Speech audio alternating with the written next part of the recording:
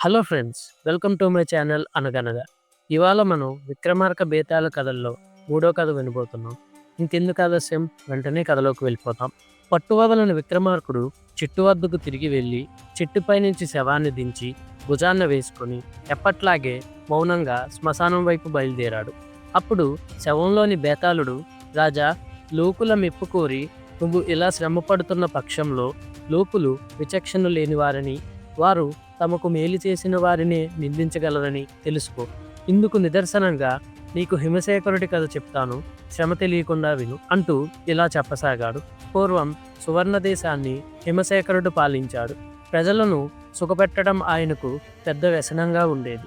తాను ఏ ఏ చర్యలు చేస్తే ప్రజల జీవితం మరింత సుఖంగా ఉంటుంది అని అస్తమాను ఆలోచిస్తూ ఎప్పుడూ ఏదో ఒక ప్రజోపయోగం కొనసాగిస్తూనే ఉండేవాడు. రాజ్యంలో ఏదో ఒక మూల చెరువు తవ్వటమో, బావులు తవ్వటమో, దారులు వేయటమో, ఉన్న దారుల వెంబడి చెట్లు నాటటమో, కొత్త సత్రాలు, ఆలయాలు, పూల తోటలో నిర్మించటమో జరుగుతూనే ఉండేది. ప్రజల కోసం ఎన్ని సౌకర్యాలు ఏర్పరిచినా రాజుకు తృప్తన్నది ఉండేది కాదు. ఇంకా చేయవలసినవి ఎన్నో ఉన్నట్టు భావించి వాటిని ఊహించటానికి తపన పడేవాడు. తన ప్రయత్నాలు ఎంతవరకు ఫలించాయో తెలుసుకోవాలని హిమశేఖరుడికి ఒకసారి కోరిక కలిగింది. ప్రజలు ఏమనుకుంటున్నారన్నది గూఢాచారులు ఆయనకు చెప్తూనే ఉన్నారు. మహారాజా, తమ పరిపాలనలో తమకు ఏ లోటు లేదని, సువర్ణదేశం కన్నా భూలోక స్వర్గం మరొకటి లేదని ప్రజలు అనుకుంటున్నారు.